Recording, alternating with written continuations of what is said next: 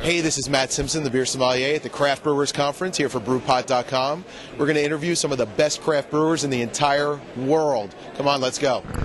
We are talking with Brian/Spike Buckowski from Terrapin Brewing. I use you guys when I talk to other startup breweries. I use you guys as sort of like the prototypical perfect way of starting up a brewery. You started with your two basic year-round beers, the IPA and what started as the cream ale is now the golden ale, and did a seasonal, a big, complex, high-gravity seasonal for each season after that, and you've expanded since then.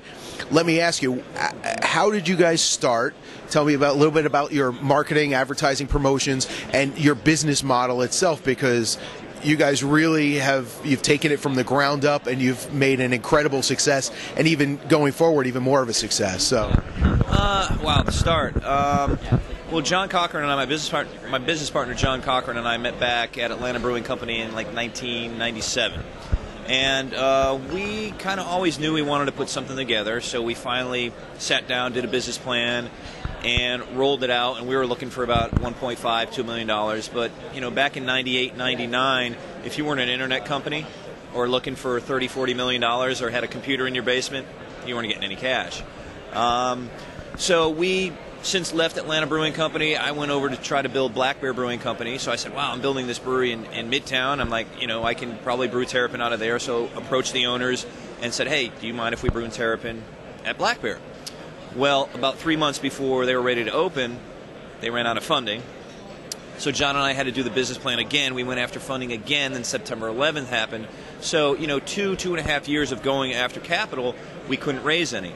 So we finally put our pennies together and we started what we call contract brewing at Dogwood Brewing Company, a local Atlanta brewing company in Atlanta at the time. Because, yeah, well, we knew Crawford and he was, yeah. But, you know, Crawford was a great guy. He took us in.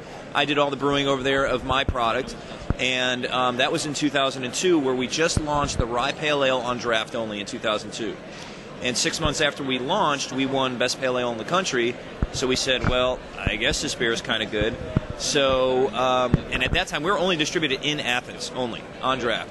So after we won Best Pale Ale in the country, we moved distribution to Atlanta, and that's where we were growing Dogwood. You know, we were pushing them to the capacity, so we looked up and down the East Coast, and we decided to contract brew at Frederick Brewing Company in 2002, and then the Golden Ale followed after that. We finally got into bottles, and then, as you know, Georgia was able to allow us to brew bigger beers in 2005, I believe it was, 2004.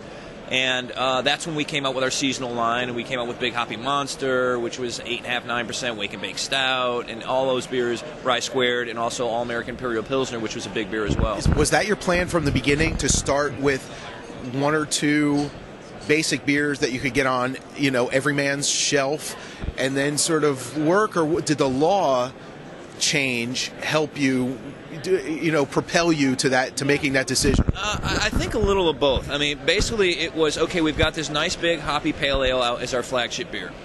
Well, let's try to get the, you know, drinker that doesn't really know a lot about craft brew, and let's try to get a gateway beer or a crossover beer, and that's where we came out with a cream ale. Problem was, with the cream ale, the people down south really didn't understand what the style was. So when we were at beer festivals and stuff, people were like, hey, what's the lightest thing you got? We're like, well, we got our cream ale. And they're like, isn't that heavy? Isn't that like a stout? So they didn't really know the style. And then probably about 2 years after that, we changed the name to Golden Ale, and the rest is history. But to answer your question about the big beers, yeah, it was definitely the law being passed really propelled us to go, hey man, we can do some really neat stuff here now, so let's go on the forefront. And that's when we started introducing all our over 8% alcohol beers, and just, you know, working with a local roaster as Jittery Joe's, putting coffee in our beer. Now we do something called the Gamma Ray, where we put honey in our beer and make an 11% alcohol wheat wine. I work with a local chocolatier when we did Dos Cocos and used local chocolate from Atlanta. I mean, yeah, it just opened up, that whole law opened up a really cool world for us, you know. You've already gone through one brewery. You've expanded into, I mean, you've got, you know, you've already expanded. You've got your own brewery in Athens. How do you see Terrapin projected forward, say, 10 years? We want to stay close to home. We want to be on the East Coast, Southeastern Brewery, maybe a little up in the north a little bit. But you never know what's going to happen. You know, if we can grow this thing to 80, 90, 100,000 barrels a year, great. You know, I don't know when that's going to come. I mean, this year we should do about 15, 16,000 barrels. Hopefully next year 20. So we're just going to, you know, we're just going to keep doing what we're doing. When we get the capital, we're going to reinvest, get tanks. You know, we want to do things smart. I mean, I think a lot of, well, not now, but when the craft beer boom was out there 10 years ago, it was a different story. Everybody wanted to be country, you know, statewide, countrywide. They threw their product out there. You know, it went across the country. It didn't have legs. You know, the quality of the beer wasn't there. But now, I mean, you're looking at these craft brewers now. If you don't put out a quality product and a stable product from the get-go, you're done. I know that in the beginning, I guess you filter some of your beers, did filter some, but now not so much. You're allowing less filtering to go on in some of your styles. What determines what you allow to filter? You were talking about stability. Sure. And, you know, what determines what you consider will already be stable, whether it's filtered or not, and what is it? A lot of that has to do with alcohol content. I mean, we just released the Monk's Revenge, which was a big, hoppy, it was a triple hop like a double IPA. That one we only, yeah, Belgian triple. That one we only went through our DE filter just to kind of knock the yeast down. Because DE? Diatomaceous earth filter. Means what exactly? It means putting crushed up bones in a device and running beer through it. What's the difference between that filter and any other filters? We also use a plate and frame filter, which is more like pads. So traditionally, like when I'm filtering, let's just say we're filtering a rye pale ale, it'll go through a DE filter. Okay, so basically you have this media where the beer passes through the media and it traps the yeast, chill haze, and things like that. Then it comes out of that device and goes into a pad filter where it's more cellulose pads, and it traps even smaller particles.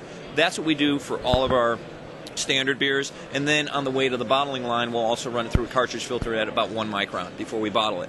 And that'll give us our stability that we want. Now, the Monk's Revenge, it was only roughly filtered, but it's 9.5% alcohol. I don't see it dying on the shelf out there.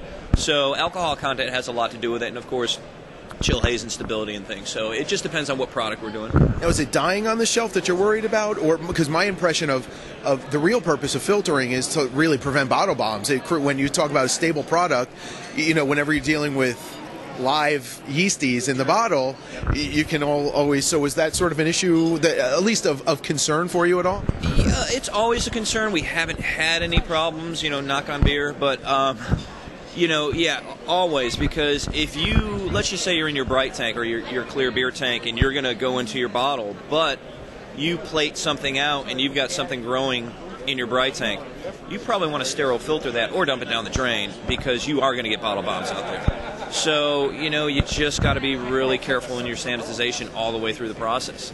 You know, so. One last question.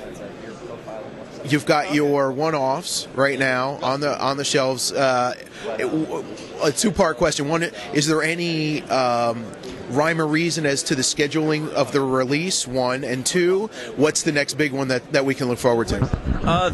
There's always a schedule. Now, whether we stick to the schedule or not is you know, because it's all about tank space and what we can move and when we can move and is it ready yet and all that kind of stuff.